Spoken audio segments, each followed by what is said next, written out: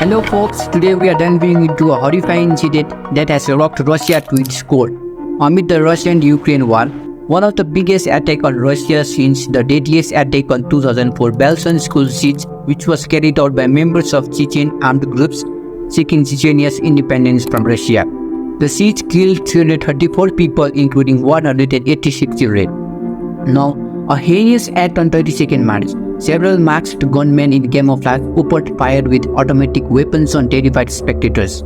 Just before rock band picnic was set to play inside the Crocus City Hall in the suburb west of Moscow, where more than 60 people were killed, which have recently risen to 133 reported by Russian Federal Security Service (FSB) and 145 injured. The Islamic State, affiliated to Afghanistan, known as the Islamic State Khorasan Province or ISIS-K, claimed credit for this deadly terrorist attack.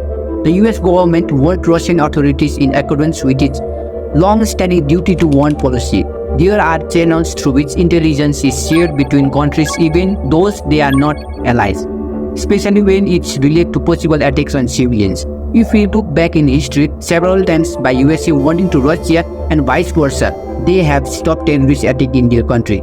This time perhaps Russia ignored the warning due to the growing mistrust between the USA and Russia and instead saw the warnings as a part of attempt to threat Russia linked to Ukraine conflict. We don't know the exact nature of information the US passed or how clear it was. Intelligence can often be vague or hard to act on. Now question arises, why ISIS attacked Russia? To understand this, we need to look at the complex dynamics of global politics and terrorism. Russian foreign policy has been one big red flag for ISIS. The Soviet invasion of Afghanistan, Russian actions in Chechnya, Moscow's close relationship with Syria and Iran governments, Russia's engagement in global fights against ISIS and its affiliates, and especially the military campaign that Russia has waged against ISIS fighters in Syria and through Wagner Group, a Russia-funded private military company in parts of Africa, has made Russia a prime target for ISIS propaganda. The most compelling current motivation for ISIS-K to attack Russia is Russian efforts to establish connections with Afghan Taliban, as the Taliban is a bitter rival of ISIS. Russia's relationship with Israel are also against ISIS ideologies, further motivating attacks. Now let us address a couple of crucial points that shed light on the broader context of this attack.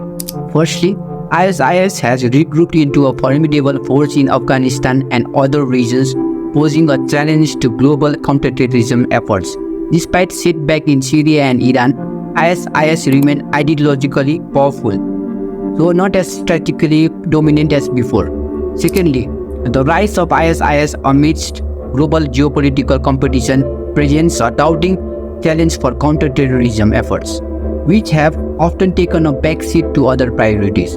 It is clear that combating such terrorist attacks requires renewed focus and cooperation on the global scale, despite the myriad challenges we face. As we navigate through this turbulent time, let us remember the importance of unity and vigilance in the fight against terrorism. If you appreciate my efforts, please make sure to like, subscribe and share. This side, Abhinay Rai, signing off.